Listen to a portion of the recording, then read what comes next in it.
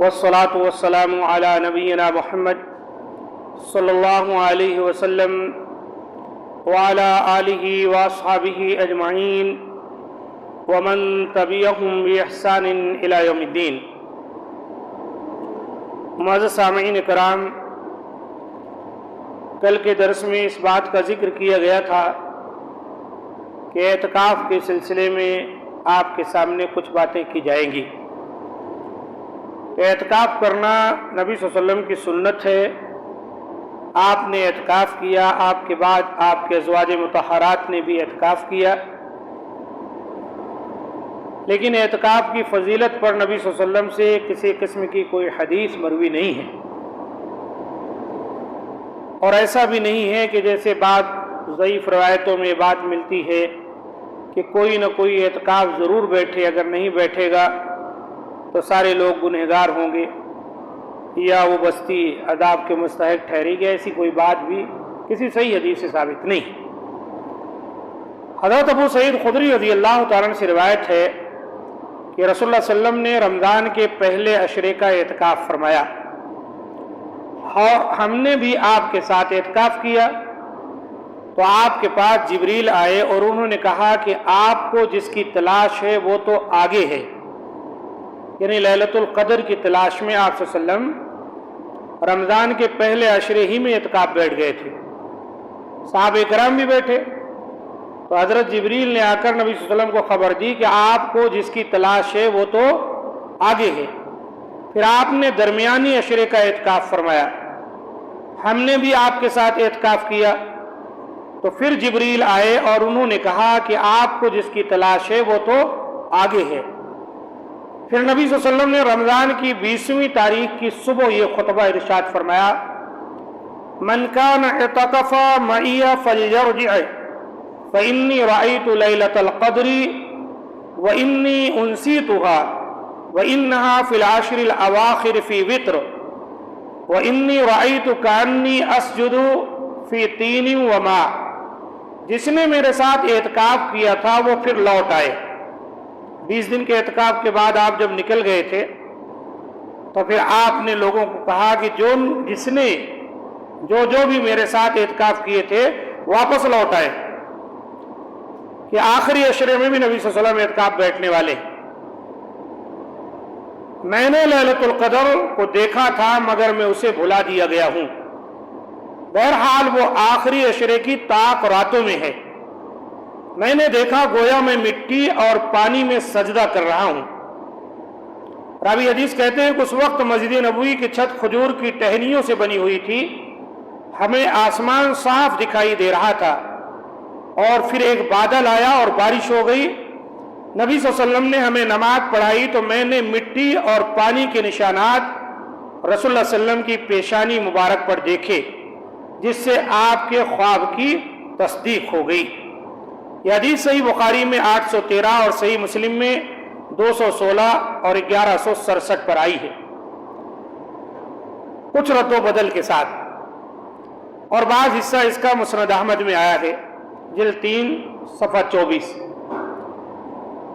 تو اس حدیث سے جو بات معلوم ہوئی وہ یہ کہ نبی صلی اللہ علیہ وسلم نے لیلۃ القدر کی تلاش میں تینوں عشرے کا اعتکاف کیا۔ پہلے دوسرے میں حضرت جبریل آ کر کہے کہ اے نبی، آپ جس کی تلاش میں ہیں نا وہ ان میں نہیں، آگے ہے۔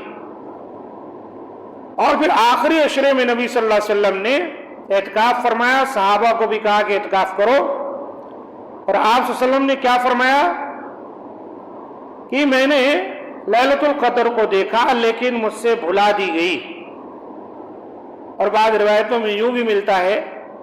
کہ مجھے لیلۃ القدر بتائی گئی کون سی رات کی ہے، میں آ رہا تھا کہ راستے میں دو لوگ لڑ رہے تھے، ان کے اختلاف اور تنازع کو میں ختم کرنے میں لگ گیا اور میرے ذہن سے اللہ تعالیٰ نے اس کو اٹھا لیا، اور شاید یہی تمہارے لیے بہتر ہو۔ لیکن آپ صلی اللہ علیہ وسلم نے فرمایا وَإِنَّهَا فِي الْعَشْرِ الْأَوَاخِرِ فِي وِتْرٍ، کہ لیلۃ القدر رمضان کے آخری عشرے کی طاق راتوں میں سے کوئی ایک رات ہے۔ تو یہی بات زیادہ راجح ہے کہ لیلۃ القدر جو ہے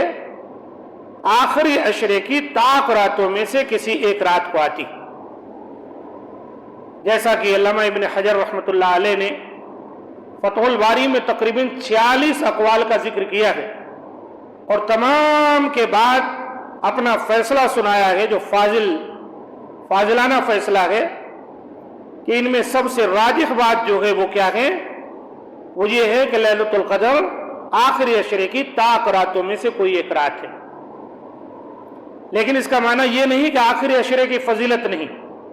پورے آخری عشرے کی فضیلت ہے، جیسا کہ کل کی حدیث میں گزرا کہ آخری عشرہ آتا تو نبی صلی اللہ علیہ وسلم کمر بستہ ہو جاتے عبادت کے لیے، خود بھی جاگتے، اپنے اہل و عیال کو بھی جگایا کرتے تھے۔ تو پورے آخری عشرے کی فضیلت ہے، ان آخری عشروں میں طاق راتوں کی علیحدہ فضیلت ہے، کیونکہ اللہ کے رسول صلی اللہ علیہ وسلم نے ان راتوں میں طاق رات کو تلاش کرنے کا حکم دیا ہے، جیسا کہ امام بخاری نے حضرت عبداللہ بن عباس سے روایت کیا ہے کہ آپ صلی اللہ علیہ وسلم نے فرمایا التمسوها فی العشر الاواخر من رمضان لیلۃ القدر فی تاسعۃ طبقہ فی سابعۃ طبقہ فی خامسۃ طبقہ، اسے یعنی لیلۃ القدر کو رمضان کے آخری عشرے میں تلاش کرو، یعنی جب 9ویں رات باقی ہو، 7ویں باقی ہو اور 5ویں باقی ہو۔ یہ حدیث بھی صحیح حدیث ہے اور صحیح بخاری میں آئی ہے، حدیث نمبر 2021 ہے اور مسلم میں 762 نمبر کی۔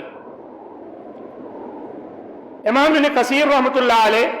جو تفسیر ابن کثیر کے مفسر ہیں، انہوں نے کہا ہے کہ بہت سے علماء نے اس حدیث کی شرح میں یہ کہا ہے کہ اسے طاق راتوں میں تلاش کرو، اس کا معنی یہ ہے کہ اسے طاق راتوں میں تلاش کرو، اور یہی مفہوم ظاہر اور مشہور ہے۔ اور یہ بھی کہا گیا ہے کہ یہ 27ویں رات ہوتی ہے، کیونکہ امام مسلم رحمۃ اللہ علیہ نے اپنے صحیح میں حضرت ابی بن کعب رضی اللہ تعالیٰ عنہ سے روایت کیا ہے کہ رسول اللہ صلی اللہ علیہ وسلم نے خبر دی ہے کہ یہ 27ویں رات ہے۔ اس طرح کی بات بھی صحیح مسلم کے حوالے سے 762 نمبر پر آئی ہے۔ تو بہرحال لیلۃ القدر رمضان المبارک کے آخری عشرے کی طاق راتوں میں کسی ایک رات میں آتی ہے۔ ہم تعین نہیں کر سکتے کہ فلاں رات ہے، گرچہ کہ بعض احادیث میں 29 27 کا ذکر بھی ملتا ہے۔ تو اہل علم نے کہا ہے اس کا معنی یہ ہے کہ اس سال صحابہ کرام نے جو محسوس کیا نبی صلی اللہ علیہ وسلم کے زمانے اقدس میں، کچھ اس کی نشانیاں جو بیان کی گئی ہیں اس سے، تو اس سال ممکن ہے وہ 27ویں کو اسی طریقے سے 29ویں کو آئی رہی ہو، کیونکہ بدلتی رہتی ہے۔ تو اس لیے ہم کو آخری عشرے میں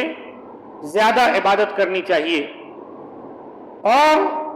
آخری عشرے کی طاق راتوں میں اور ہی زیادہ کرنی چاہیے، کیونکہ نبی صلی اللہ علیہ وسلم نے لیلۃ القدر کو تلاش کرنے کا حکم انہی راتوں میں دیا ہے۔ اللہ تعالیٰ سے دعا کہ مولا کریم ہم تمام کو جو باتیں بیان کی گئیں ان کو سمجھنے اور اس کے مطابق عمل کی توفیق دے۔ اور بہت سے اہل علم نے اس سلسلے میں اور بھی بہت ساری باتیں بیان کی ہیں، اہل علم کے اقوال بہت زیادہ ہیں، انشاءاللہ اگلے درس میں آپ کے سامنے بیان کی جائیں گی وہ باتیں۔ ھذا ما عندی، سبحان ربک رب العزۃ عما یصفون وسلام علی المرسلین والحمد